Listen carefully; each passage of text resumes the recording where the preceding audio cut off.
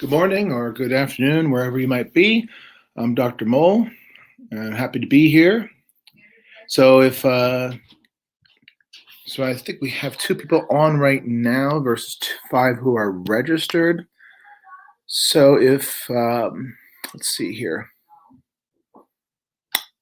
Okay, so we're just going to start in just a moment. We actually have 2 more minutes before we get all the way started. So today is a Q&A session pertaining specifically to Unit 1, which is the perspectives of psychology and research methods and statistics. So really, this is a very open-ended thing where you ask me questions, I'm going to answer them, I'm going to go over things, and if time permits, I will have some questions or some things to kind of throw at you to see how just to see, whatever we can review pertaining to that unit. So I'm just going to put a thing here.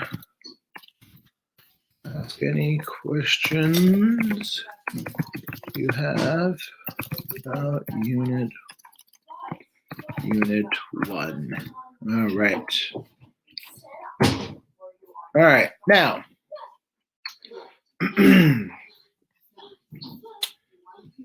so let's see here. So I'm going to wait just a bit here. So I will talk a little bit about the unit. So Unit 1 is Perspectives of Psychology. And with this new AP exam, this newly formatted 45-minute test, it's FRQ only, is going to be, no one's really going to know in terms of the general public until April 3rd. First off, just a quick, see, what's your feelings of doing the FRQ? What is, do you like that more? Do you like that less? Do you hate it? Is it intimidating? Is it exciting? What do you have to say about that? Put that in the chat here.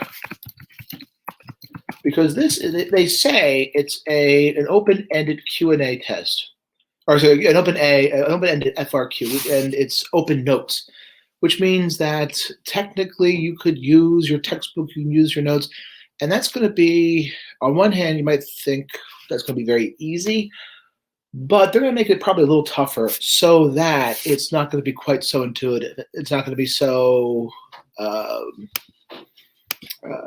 you can't just look it up and suddenly you can just type down the answer. They're going to apparently use plagiarism detection software. So, test in the chat here.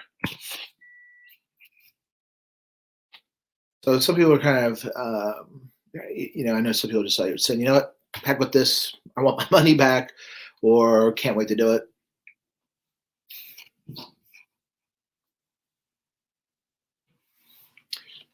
All right, let's see here, 1202. So if you have any questions about Unit 1, which is, okay, so, yeah, I mean, Beth makes a very good point. So the regular AP exam is multiple choice and FRQ. Multiple choice is 66% of the exam. So we've been practicing a lot of multiple choice. And yes, FRQ is still a third of the exam, but you practice mostly for multiple choice. And so I was kind of taken aback by that myself. So, I mean, we'll see. It might be a super easy FRQ, or it might be one where a lot of people will get a better score than if they took the regular FRQ. Who knows? So, yeah, Unit 1 is perspective. So the different ways of practicing psychology: humanistic psychology, biological psychology, cognitive behaviorism, sensation wellness, different ways of how might a humanistic psychologist address a mental health disorder, or how might a cognitive psychologist look at a particular problem. That's the perspectives unit. It also talks about history, some major historical figures: Mary Calkins, Wilhelm Wundt, G. Stanley Hall, people like that you might need to know. So So yeah, I'm just taking a look here. And then there's the research methods, statistics, where we, gosh, and that could throw off a lot of people where, oh my gosh, there's all this stat, there's all this mean, median, mode, percentiles. There are things about experiments versus correlational studies, all that different that type of stuff. So the purpose of this Q&A to begin with, or at least the main focus of it, is what questions do you have? What questions do you have about this unit? It's like it's a open mic psych, I call it sometimes. What questions do you have about Unit 1? About research methods, about statistics, about perspectives? A question here. Z-scores. Okay. How many of us learned about Z-scores in their classes, or if you're a teacher, taught Z-scores? Or did you teach Z-scores? Did you do Z-scores? Kind of curious to see what the feeling is on Z-scores. Okay. So, question about Z-scores. Z-scores, by their definition, is how many standard deviations is a score relative from a mean? So you take a test. Let's say your teacher tells you, well, the mean of the test, we took the most recent psych test in class, the mean was a 70% and the standard deviation was a 5. So a mean of 70, standard deviation of 5. You got, on your particular test, a 75. Well, when you kind of look at that, you kind of eyeball it. Well, how many standard deviations? If the standard deviation is 5, how many standard deviations away from the mean are you? So let's do this. I'll say score 75, standard deviation 5, mean 70. How many deviations away from? Because they're not going to get. They're not going to get so specific that they're going to get into, let's say, like AP stat level. They're not going to get that particular about it. But this, I think, is as tough as it might get. How many standard deviations away from the mean is it? So if the mean is 70, the standard deviation is 5, what's the difference between your score and the mean? It should be 5 points. That's the difference. And it just so happens that the standard deviation is 5. It means that in this case, you scored an entire standard deviation above the mean. If your score was, let's say, 77.5 with a mean of 70 and a standard deviation of 5, that's actually 1.5 standard deviations above the mean. So a z-score is essentially how many standard deviations above or below. So if you look at it, the z-score can be positive or negative, or 0. A 0 z-score means you scored standard deviations away from the mean, which means you scored the mean. In other words, so if the mean was 70 and your score was 70, well, you were no standard deviations away from the mean. You had the actual mean. Your mean is going to be, your z-score is going to be 0. So let's say you got 75. Well, you happen to be 1 standard deviation above the mean, and your score is going to be positive 1, a z-score of positive 1. Essentially, what that refers to there is, okay, that tells me a z-score of positive 1, it's 1 standard deviation above the mean. If you scored a 65 with a mean of 70 and a standard deviation of 5, your score is 65, you were 1 standard deviation below the mean. In that case, you would say that your score, or your z-score, would be -1. So the z-score essentially tells you how many standard deviations above or below the mean one is. I will tell you that if that appears on the FRQ, it is going to be very, very simplistic numbers they would work with. The Stanford-Binet IQ distribution is a mean of 100 and standard deviation of 15. And so they might say, what was the z-score of someone with an IQ score of 130? Well, it's 30 points above, and standard deviation is 15. That's 2 standard deviations above the mean. That's going to be a z-score of +2. So that's all that a z-score is. A z-score tells you how many standard deviations above or below the mean one particular score is. So that's the purpose of the z-score. Okay. If you have a follow-up question to that, feel free to ask about that. Other questions, again, please put them in the either in the question box here, or you can put them in the chat. And again, if I don't get any questions, I will give you a few things to kind of think about, a few questions or a few different ideas. Let's see here. All right. So what I'll do is I will now go to the slides that I have. It's not a whole lot, but something that will still take up the time nevertheless. And I want to make sure that if you have questions, feel free to put them in the chat, and we will definitely go over them. So this is pertaining a lot to Unit 1. All right, so let me just make sure I got this set up here. All right, I'm going to share my screen. Just a moment. Okay. All right, there it is. And hopefully you're seeing my screen now with the fiveable. Yes, no, maybe so. Okay, can you tell me in the chat, do you see the screen? Okay, good. All right. Just gonna get through here real quickly. All right. So as we're supposed to, our social media at ThinkFiveable on Twitter, Instagram, and YouTube.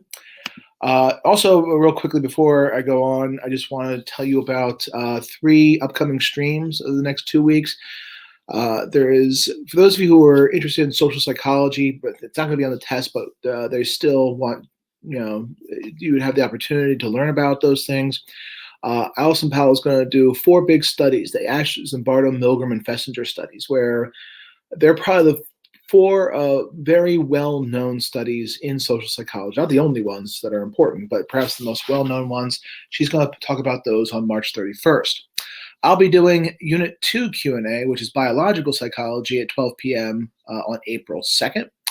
And group dynamics, which is also part of that social psych unit, will be on April 7th. And there'll be a whole bunch of these different streams to review stuff throughout the course of this AP season. That some of it will be reviews, some will be teaching content that might not be on the exam, but you might want to know about. So, all right. So your questions, and so let's talk about some things here. I have no inside information on the AP exam. I did not make the AP exam. I'm not writing the FRQs. I have no inside tracks. I don't think any teacher does, because they keep those under very they keep those tightly sealed. I think that, though, in my opinion, if they're going to make this FRQ tougher, if they're going to make this FRQ one where it has to be original, that looking up an answer is not going to do the whole thing for you, I think, and this is just a suspicion, so I am giving a little bit of time about this, I am going to talk, or I am going to suspect at least, that they might ask you to either evaluate or design a research study. And then, so within 45 minutes, maybe it's one of the 2, maybe there's going to be 2, I don't know if there's going to be 1, we're going to find out April 3rd. What, they might say, what do you think about the study? Or suppose we had to design a study about something. Suppose you had to design a study that investigated something. Well, all right. So consider cause versus relationship. Now, who can tell me in the chat if it's cause and versus relationship? What type of research technique or term would go with cause, and what research technique or term would go with relationship? Consider that, because that's a very important aspect there. What would be the cause versus relationship? What terms? Because they might say, Dr. So-and-so believes that watching television causes obesity, for example. Okay, excellent. Beth writes it here. Cause would tell you it's an experiment. Relationship tells you it's a correlational study. Like I said, I'm not sure if this is going to be exactly on the exam. This is just my suspicion. It makes for a good review still. So if they're using the word cause or causal or creates the effect, that tells you it's going to be an experiment. It has to be an experimental design that involves a couple of things. So let's put it this way. What makes an experiment an experiment? All right. What makes an experiment an experiment? Because sometimes people just say, okay, we're going to do an experiment. But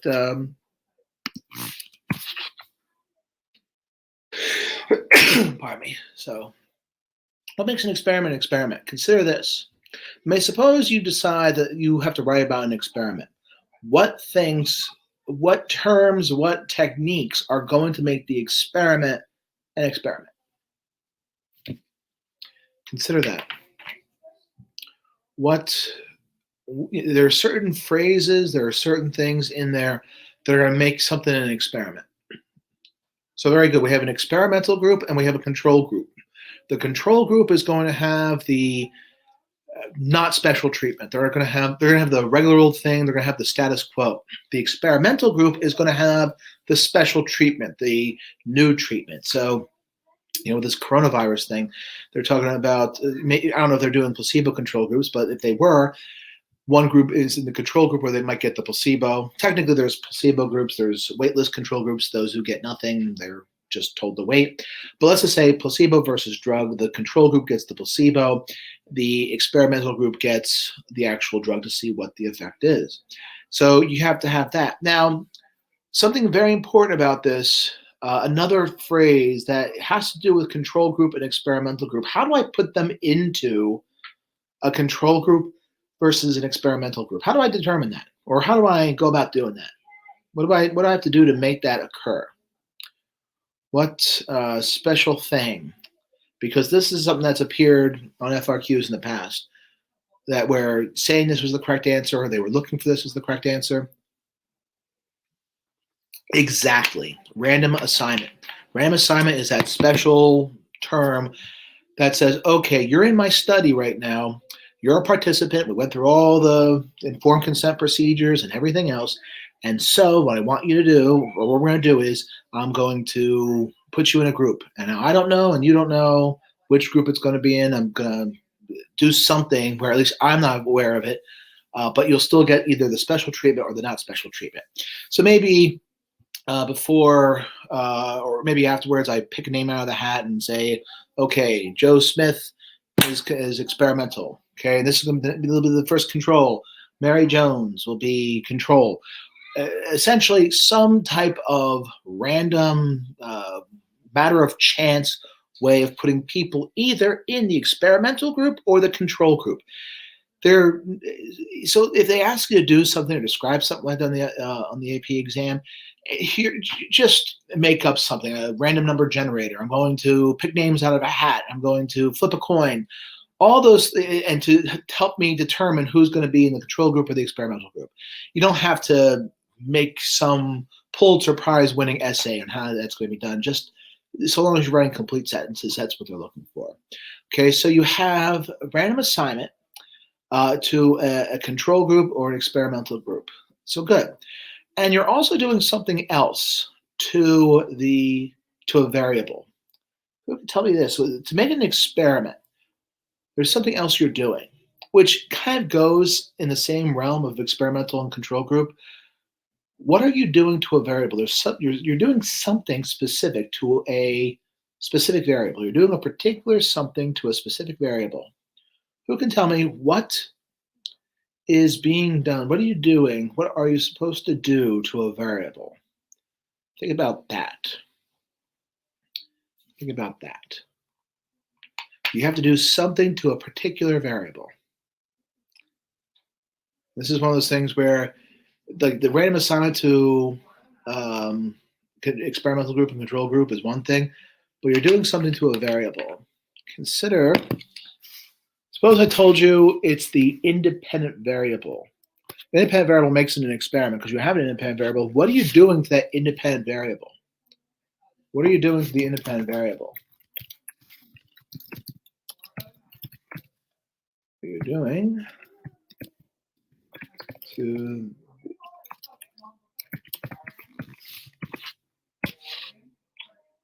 So what are you doing to that independent variable? They might ask you, and there could be, it might not just be one word, it could be words that are synonymous with it. What are you doing to the independent variable?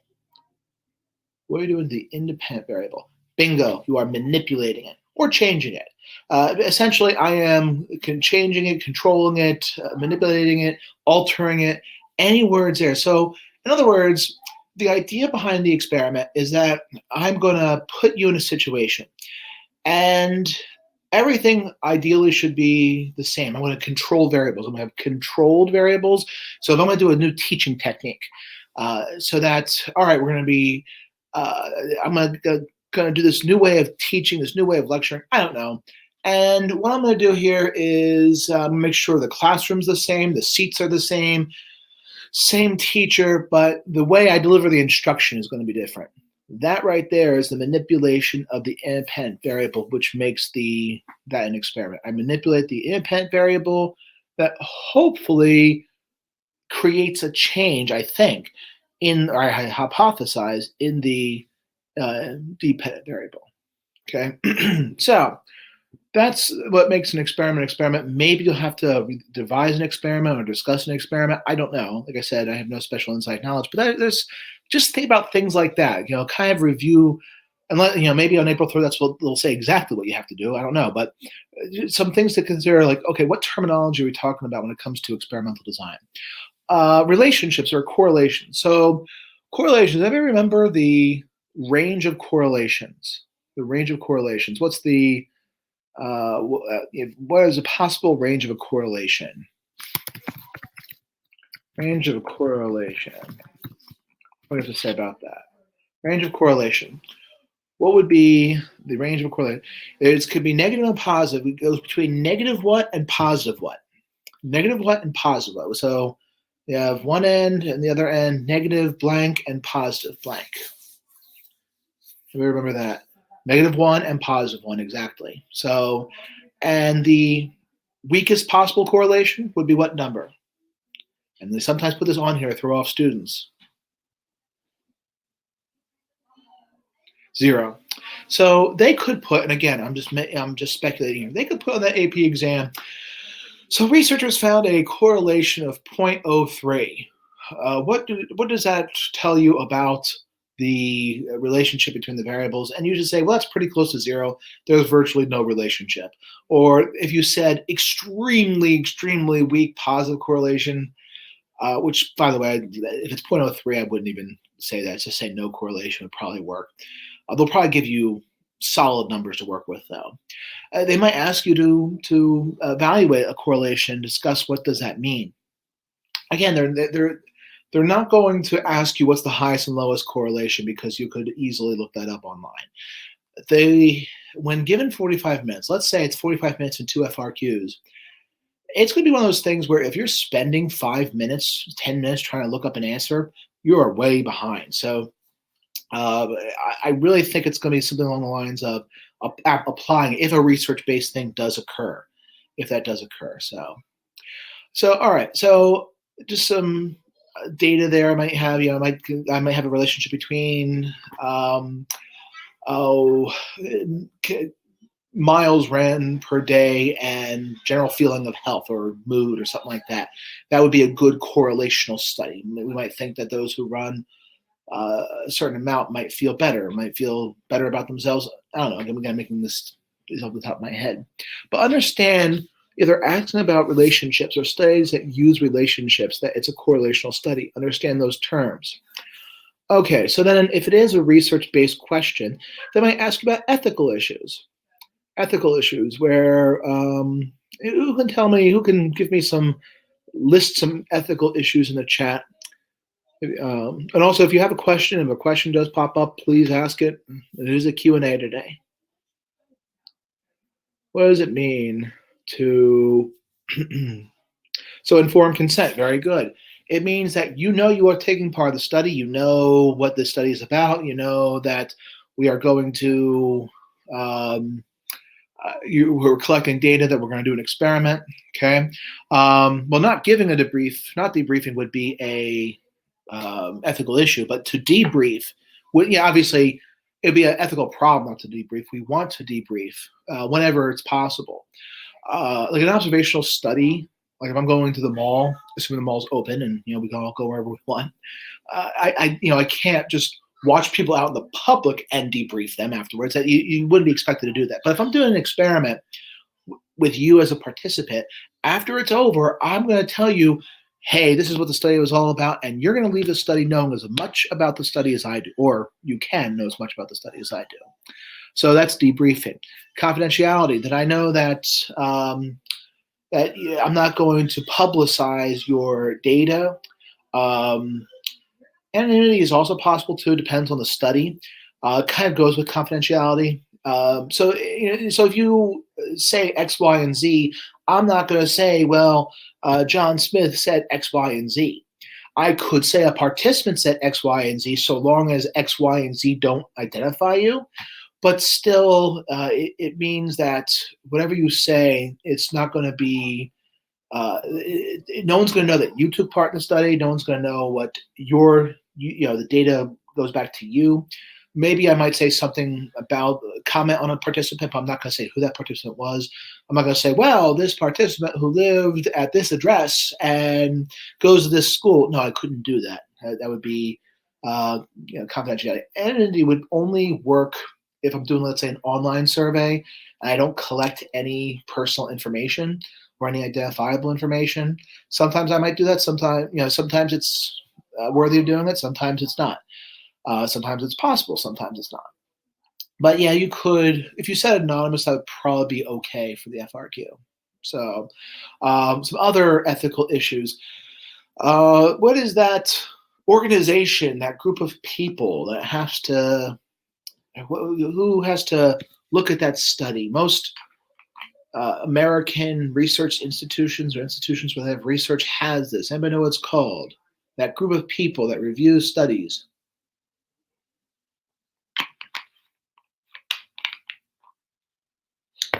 Not the APA. Not the APA will certainly have the APA wouldn't do that. It's not the APA's job. The Institutional Review Board, right? American Psychological Association's ethical standards might have things about ethics, or they have an ethics code, I should say. But the Institutional Review Board. So that is a group of people who are going to make sure that your study is ethical, that you are not doing things to, that you're not going to do things that are going to violate their human rights. You're not going to do things that are going to be illegal, that are going to mess with the integrity of the person, because sometimes studies could do that. So Caleb asked if I could explain ethical issues a little bit more.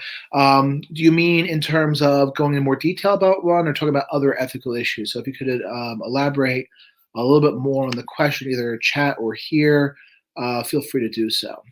Okay, so if I was asked about historical aspects in the FRQ, possibly, and I will talk a little bit more about historical aspects in a little bit. So some other ethical issues, that you're not forced to be in the study. Now, that's a very, okay, I see. So Caleb said not in more detail. So, all right, coercion or free from coercion. That means that you are taking part in the study, that you are not being forced to be in the study. When there's no coercion, it means that you are volunteering freely, that there is no one's forcing you to, you're not being pressured into it.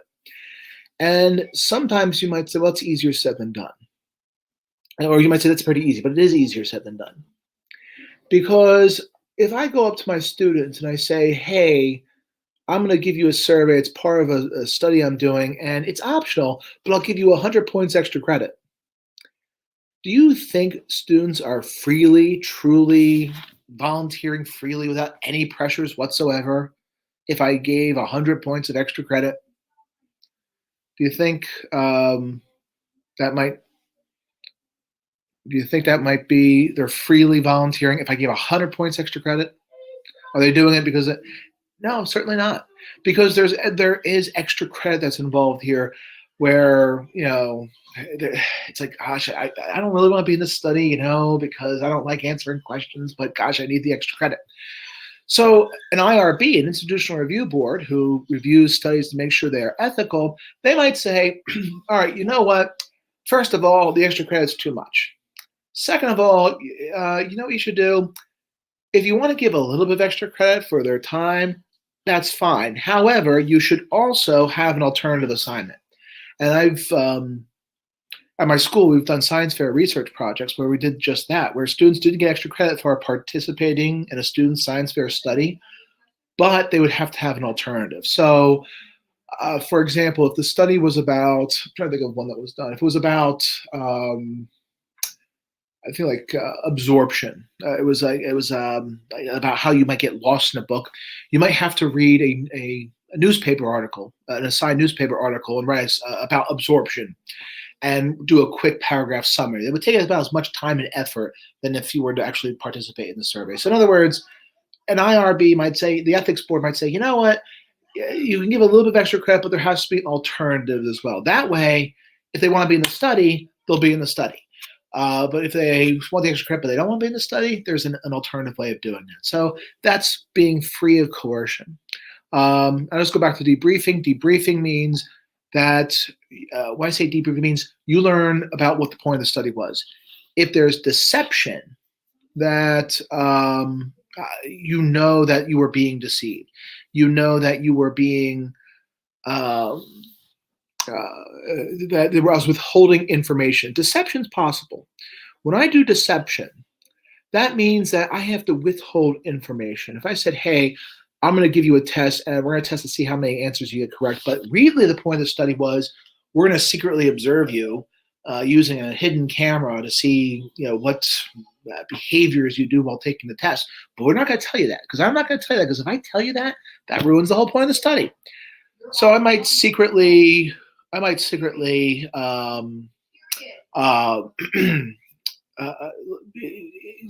you, because if I tell you that, you might change your behavior. Afterwards, during debriefing, I might say, hey, you know what? By the way, there was a camera that was actually there secretly observing you, and we did get IRB approval for it, but we did this that was the reason why. Because if I told you that, hey, you know what? It would ruin the study. So debriefing tells me, hey, I'm going to tell you everything about the study, what we were looking for, what the point of the study was. Confidentiality, I'm keeping your identity secret. I'm not going to reveal your identity. I'm going to keep your data. I'm not going to publish your specific data and say this is Joe Smith's data. Okay, that's what we mean by that. So, all right.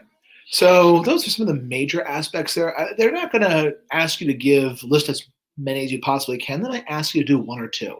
Again, I'm speculating here, but that's what I feel about that. So with ethical issues, I will get to the other questions in a little bit. We have ethical issues. We have operationalization. Operationalization, when I use the term operationalization, it's another way of saying, what's my operational definition? Both of those essentially mean, for our purposes, how did I study the thing? How did I measure it? How did I collect the data on something? Or how did I go about measuring the trait? That's the key here. How did I measure the trait? If I measure happiness, I can't take a ruler and measure your happiness. If I asked you your satisfaction with AP Psychology, I can't take a ruler and measure that. I could, for example, give you a survey. On a scale of 1 to 10, how happy are you in general? Or on a scale of 1 to 10, how satisfied are you with AP Psychology? That right there is what I'm doing there is my operational definition of happiness is, on a scale of 1 to 10, how happy were they? I have to be very specific in how I measure the trait. If I said, I'm going to measure health, well, how do I measure health? heart rate, I'm going to measure your resting heart rate. I'm going to measure your blood pressure. I'm going to measure your blood sugar. I'm going to measure your, I don't know, to take a whole blood panel or something like that and see how, whatever it might be. But I have to tell you exactly, how did I define health? How did I go about saying, this is how I'm measuring health? How did I measure it? That's what I mean by operationalization. So if they ask you on the FRQ to discuss the operationalization, the operational definition, what they're asking you to do is, how did you measure the trait? Be specific, spell it out, leave no details left behind. Really describe it in good detail.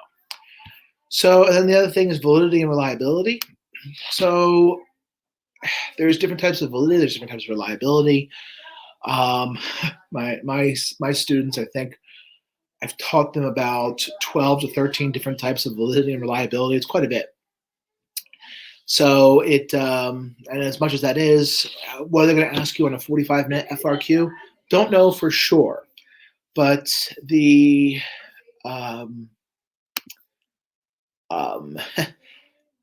so we have first validity, which means accuracy. How does the measure actually measure what it's supposed to measure? That's one type of validity. Reliability means consistency. So going back to validity. Validity, we have two types of validity, actually, two general types of validity. Internal validity is what I just said it was. Internal validity is, does the measure accurately measure what it's supposed to measure? The other type of validity is external validity. And this time, sometimes people don't realize this is a different type of validity. Let's put this on here so that external validity. External validity means, does my sample represent the population? If I have good external validity, that means that my sample is representative of the population. If it is representative, then I can take my findings and then I can apply it to the population. If my study has good external validity, that means that my sample is representative of the population, which means that if 50% of the sample likes the cafeteria food, then I can conclude, or I can infer, that the 50% of the population, let's say it was a sample of school students, that 50% of the entire population of school students likes the cafeteria food. So that is what I mean by external validity. So I strongly doubt that they're going to start getting to, or they're going to start nitpicking over different types of validity and reliability. I'm not sure. Nevertheless, it is possible that they could ask you about, let's say, split half reliability or parallel forms reliability. I really don't think they will. I truly don't think in a 45-minute FRQ they will. It's one of those things that they do. Maybe you can look it up if it's the one thing. But I would say start with the two types of validity, external and internal validity, and then look at just reliability by itself. I don't think they are going to get much more specific. When we talk about reliability, consistency. So, for example, I step on the scale, it gives me a number. I step off the scale, I step on the scale. Well, my weight didn't change. It should give me roughly the same number. That's what we mean by, in this case, reliability. Okay, so some things to consider there when it comes to reliability and validity. Again, if you have questions, feel free to ask about that. So some people have asked about historical figures. Do I think historical figures could be on here? I think it's possible, but it's hard to say for sure. So, if I said major contributions of the following people. So you might say, just getting a fileable text here. Okay. William James, okay, he wrote the first psychology textbook. He was a functionalist. G. Stanley Hall. He was the founder of the APA, its first president, opened up the first psychology laboratory. Wilhelm Wundt, the father of psychology, opened up the first psychology laboratory in Leipzig. Margaret Floyd Washburn was the first woman to earn a PhD in psychology. I don't have up here, but Mary Calkins was the first woman to be president of the APA. She would have been the first woman to earn a PhD in psychology, but Harvard denied her the PhD because Harvard had this idea that women should not get PhDs. And she refused. I think it was Radcliffe College offered her a PhD, and she declined it. So it's just things, just almost trivia, I would say. Question in the chat about,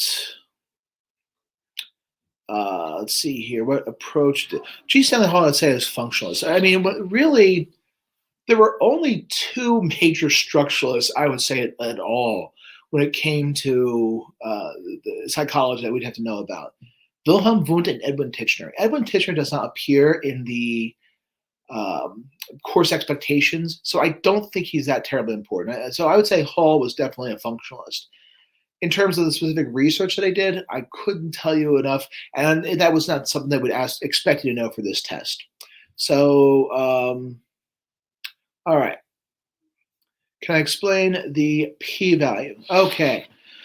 All right, so this is the p-value is, and I'm just jumping around here on the questions here, and I apologize if I missed one, or the p-value,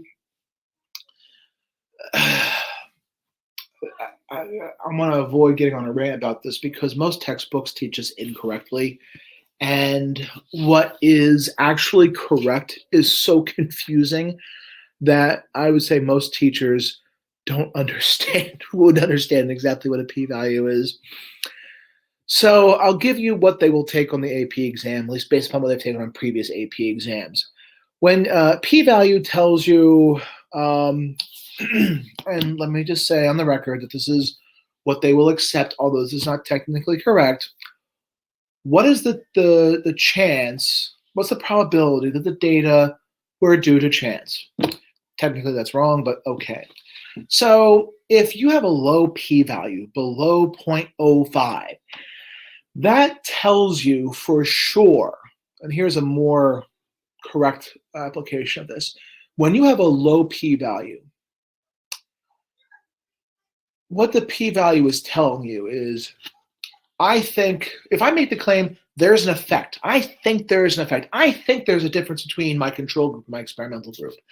I think there is a difference between the 12th graders and the 9th graders with respect to how much they like the cafeteria food.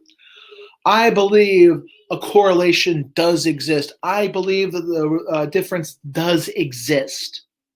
When I get into, when I make those claims, there's a chance I'm going to be wrong. Now, the reason for this goes well beyond the scope of this course, but what's the chance that I'm going to be wrong? Now, if the p-value is less than 0.0, let's say the p-value is 0.03. That means 0.03 means 3%. That means there's a 3% chance that I am wrong if I say the effect exists. Is 3% acceptable? Probably. For our purposes, yes. If there's a 3%, if I say the effect exists between men and women, and I have a 3% chance of being wrong, we might say that's statistically significant. If the p-value is 0.8, that corresponds to 80%. There's an 80% chance I'm going to be wrong. So, which is not an acceptable risk to take. The p-value tells me what's the chance I am wrong if I say the effect is there, the difference is there, the correlation is there, the relationship is there. P-values are used for many different types of statistical analysis. So if I said, gosh, you did, these test scores are a lot better than last week's test scores. Well, the difference was really small, it seems. It was a small difference, but is there really a difference? Because maybe someone just got a bunch of lucky questions correct, and that's why there's a difference. Well, if the p-value is less than 0.05, I'm going to say that's an acceptable risk for me to say that there's a difference. But if it's above 0.05, then I might say, you know what, I probably shouldn't make that claim. Could I still be wrong even with a low p-value? Certainly, yes. But It's a matter of what's an acceptable risk. So if your data are statistically significant, which means your p-value is really low, probably below 0.05, in the past, if you said the data was not, or the difference was not due to chance, they accept it as correct. I don't like that. They've also accepted low type 1 error probability. Type 1 error is the chance of being wrong when you say there's an effect. I say there's an effect and I'm wrong, that's called type 1 error. When it's low type 1 error probability, it means that the chance I'm wrong is very small. So that's the idea behind it. And I hope that I hope that clarifies things. I hope that makes that, I mean, because that's a very difficult concept, even in AP Stat. If you're an AP Stat, you use it a little bit more and it makes a little bit more intuitive sense.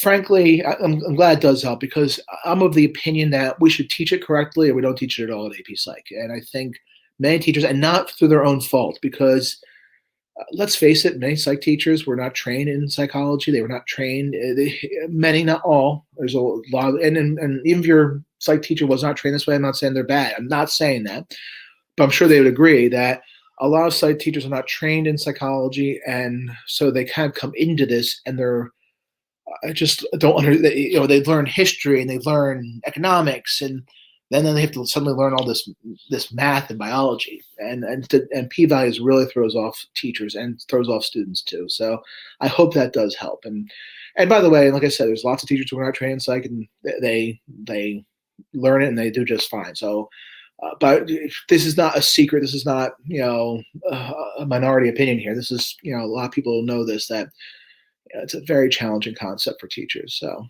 all right. Can I explain the difference between functionalism and structuralism? So, I started answering, done answering. So, all right. So basically, structuralism was the early field of psychology that said, what are the elements that make up consciousness? So, the idea was, okay, the brain is made up of different parts. This you learned in your biology unit, the brain, the cerebellum and the frontal lobe and Broca's area and all this other stuff. Well, if the brain is made up of different aspects, then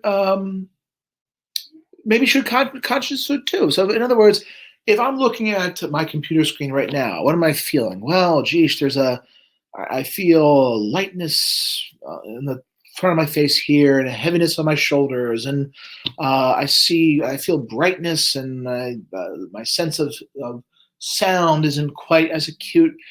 The idea here is that by doing this introspection, which goes with structuralism, if I do this introspection, I will understand the structure, the makeup of a particular experience. And if I can understand the elements that make up a conscious experience, then I can understand consciousness. Problem is that although we have roughly every person has the same different makeup or the same makeup of the brain, we all have a pons and a reticular formation. Turns out that everyone's conscious experience doesn't actually have that much consistency from person to person. So structuralism kind of died a very early death, although introspection is still used today in different ways. Functionalism kind of looks at more of how do we make use of consciousness? How are we going to solve problems with it? How are we going to investigate things more? So that's the idea. I would not break down structuralism as biological and functionalism as behavioral. I wouldn't do it that way. I would stick more to the definition here. Structuralism was yes, it was a lot of these biological things. I'll give you that, but I wouldn't say it was a biological approach to psychology. I wouldn't call structuralism that. Although they were heavily influenced by biology, I wouldn't say it was biological per se. I just kind of made that analogy to the brain because that's kind of how they approached it in a way. Whereas functionalism was trying to solve issues, solve problems. Now, if it helps you to remember that, then I'd say go for it, but I wouldn't necessarily write that down on an FRQ if it appears there somehow. So then go for it. So, all right, very good. Difference between applied research and basic research. So the difference between basic and applied research, I don't like No, not the question. The question's fine, but in terms of us teaching this, every type of, I would say there's no such thing as basic or applied research where it's just one and not the other. I think every type of basic research can also be applied and vice versa. But basic research adds the knowledge base. So if I went into a classroom, what is the average age of the students in the class? Okay, average age is 15.8 years. What is the gender breakdown? Okay, I gotta learn that. Okay, and what is how many of them do sports? I'm just adding. It's a lot of just almost I don't say demographic because it could be more than that, but it's just adding information. It's almost like saying if there was a Wikipedia page on it, I'm just adding information to it. I'm not really making use of it. I'm just adding information to it. Applied research, on the other hand, attempts to solve a problem. Applied research attempts to it attempts to say, okay, you know what?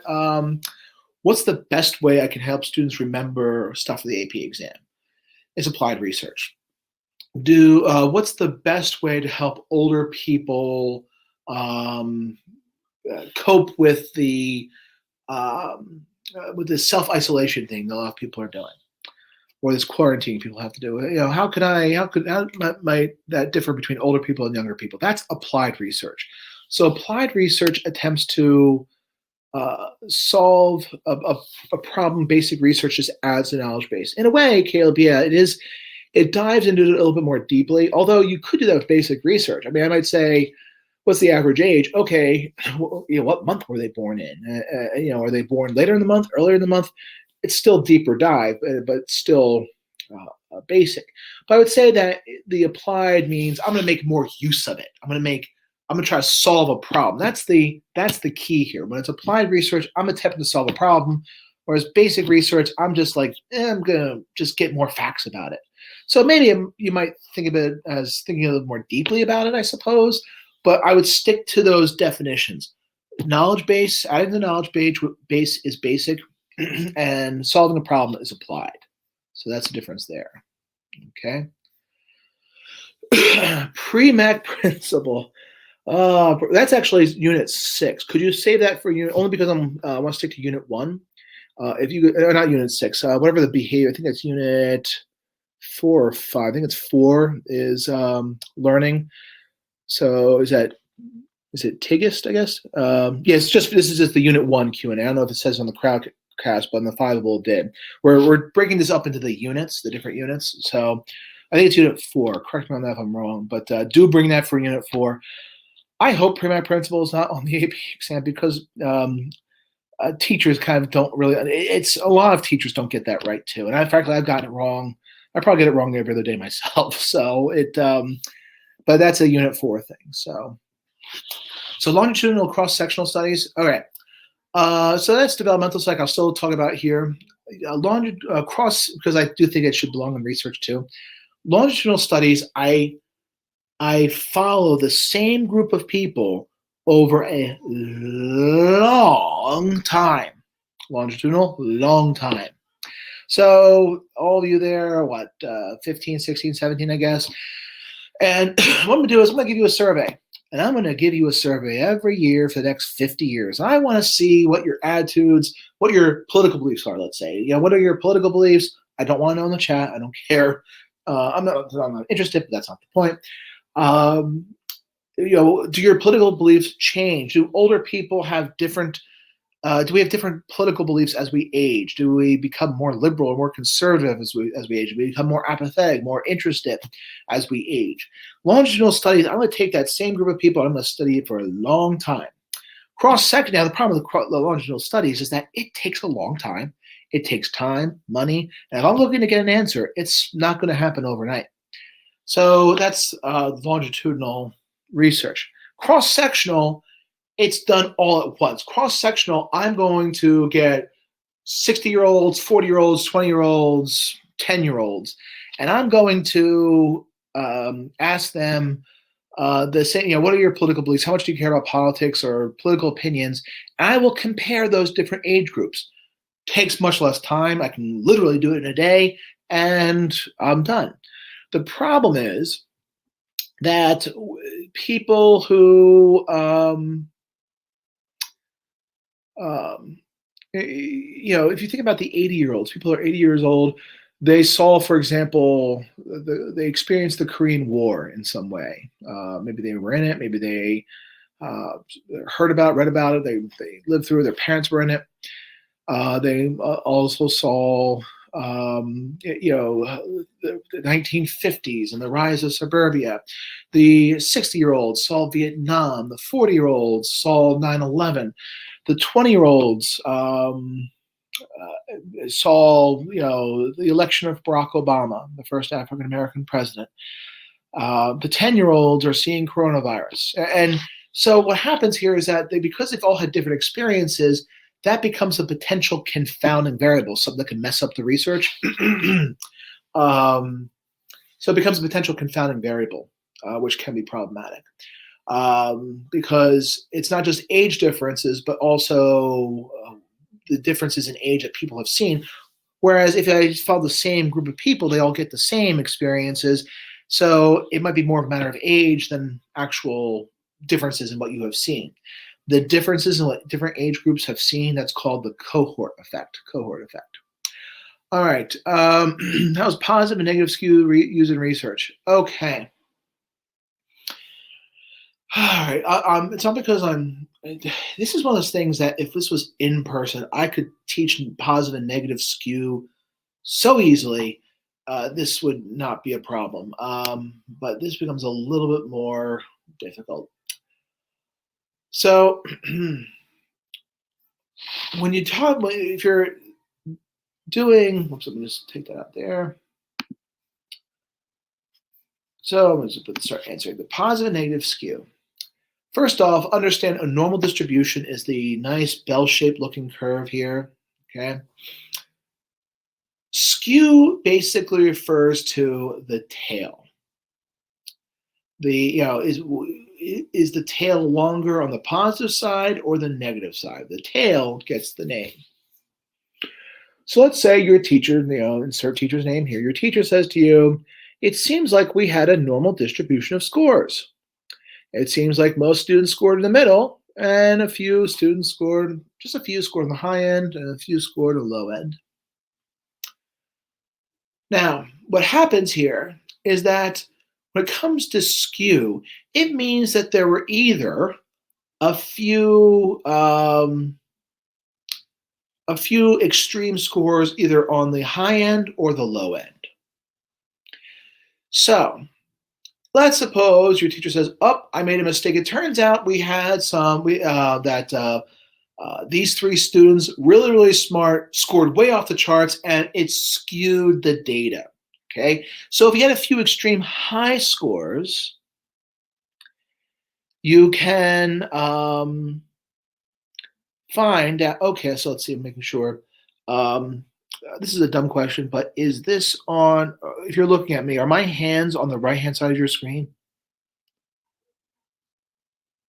So it's on the left-hand side of your screen, so it's reversed. Okay, so because it's on my right. Okay, so all right, just making sure. So this is your left. All right.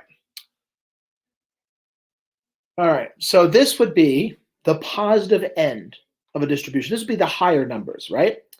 So if you're following me here, as it turns out, you're told that there's a few extreme scores. So what happens here, they took this nice shaped, bell-shaped curve, and they pulled them in this direction, pulls the tail. It starts skewing it in this direction.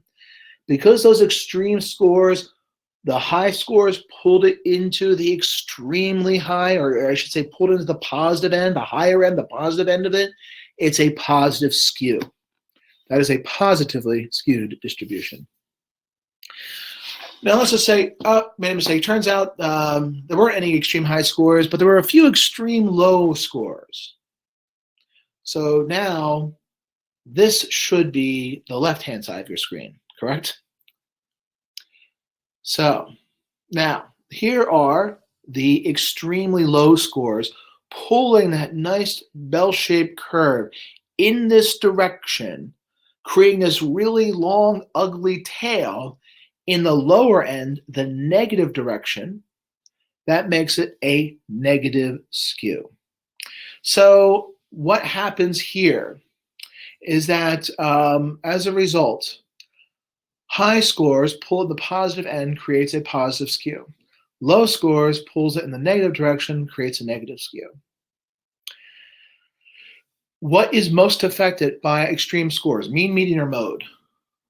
What's always affected by what's most easily affected by extreme scores? Mean, median, or mode? Who remembers that? Exactly, the mean. The mean is most easily affected. So in that positive skew, it's going to pull the mean the most. It's going to pull the mean in the positive skew is going to pull the mean in the positive direction the most. The mean is going to be the highest score. What's always in the middle? Mean, median, or mode? What's always in the middle? What's always in the middle? Mean, median, or mode? Median is always in the middle. So in positive skew, mean is going to be the highest because it's pulled the highest. Median's always in the middle. What's left over? The mode. The mode's going to be the lowest. In a negative skew, same thing. The extremely low scores pull that mean the most. The mean's going to be the lowest. The median's always going to be in the middle, and the mode is what's left over. That's going to be the highest in that case. They did have a FRQ one year all about that, or not all about that, but included that, and that threw off some students. So hopefully, if you replay that, hopefully that gives you something to work with there. The more you think about that, the more you look at examples, the more you process that, the easier that gets. Look at different ways of it being explained. Look at different ways of being depicted online. If I had it set up on the screen, I'd have a way of showing it, which I don't. Maybe for future Q&As, I'll have my slides correspond to the unit. It'll be a little easier. So, all right. And so I hope that gives you some. And if you have a follow-up question, do ask, please. All right. So, explain the placebo effect. So, when we talk about the placebo effect, placebo, in terms of, so let's see, so take us to when I say placebo effect, are you talking about the mechanism behind it or how it's used in research? I want to make sure we're talking about the same thing here. How it's used. Okay. So in research, it's always used with drug studies. It can be used with any type of treatment modality, I should say, but let's say in a drug study. I want to see what the effect of an antidepressant is. Like, do antidepressants make you feel better? Do they relieve depressive symptoms? Okay, good. Well, the problem is that every drug, every treatment out there, there's always going to be something where by taking the drug, the ritual of it, the expectation of getting better, the wanting of getting better, positive belief in the therapy can help you actually become better independently of the drug itself, independent of the chemicals within the drug. That's the placebo effect. So what I do here is, and there's lots of research to show, you give fake pills for certain conditions and there's going to be improvement. There's going to be people getting better. It's a neat phenomenon. So what happens is that, all right, I'm going to give half my participants that fake drug. Well, I should say I'll do 3 groups. Those who get absolutely nothing, because those who get better, that was due to natural healing. I'm going to get the placebo group because some of that will be natural healing, but also some of it's going to be the expectation. And then I'm going to give the drug group. I'm going to give the actual drug. And there I'm going to give the actual drug to see how much better people get taking the drug compared to placebo. So if the placebo group got this much better and the drug group got that much better, then this much approximately is the drug effect. How much better does the drug do compared to placebo? That is the essence of the question. That's how we're going to use that in research. How much better does drug do compared to placebo? Okay, because anybody who does drug research will tell you that just about everything has a placebo effect to it. How much better does the drug actually do compared to it? So I'll take one more question. We're at the hour mark now, but there's one more question I'll be happy to answer. If not, let's see here.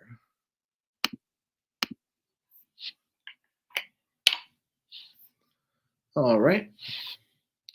So if you joined late, just to let you know, there's going to be some. They're doing these afternoon streams. I'm guessing those I know if you're here, you were able to make the afternoon session. Is it better to do these in the evening or in the afternoon, or does it not matter? Given schools being closed, I know if schools were open right now, this would not work. What's your view on it? Better in the evening, these things, or better in the afternoon? So afternoon, okay. People with afternoon, okay. I imagine maybe people who come on in the evening will say evening. It's a little sampling bias right there. Wow, I'm not sure that's late or early. 6:40 in the morning. Wow. So yeah, there is the Q&As are in the afternoon. That they've set these up in the afternoon. There's other evening ones that are going to be more thematic, like we're going to go over this stuff. These are more open-ended, but right now, Fiveable is just experimenting with this to see which works the best in terms of all this. So, all right. Well, thank you very much. I hope you had some questions answered. There will be at some point like an open-ended Q&A where you can ask anything. I imagine that's going to happen at some point. But the so this was Unit 1, which was research and history. Unit 2 is going to be bio, and I want to thank Haley for putting up that link that does have it. I'll put that probably in the resources, the different units, like which is covered where. But Unit 2 is going to be bio, which also includes, I think, sleeping and dreams too. So that will be next week, I believe, April 2nd. So with that, folks, I thank you very much for joining us today. I hope I was some help, and I hope to be a help in the future too. And have a great day. Take care.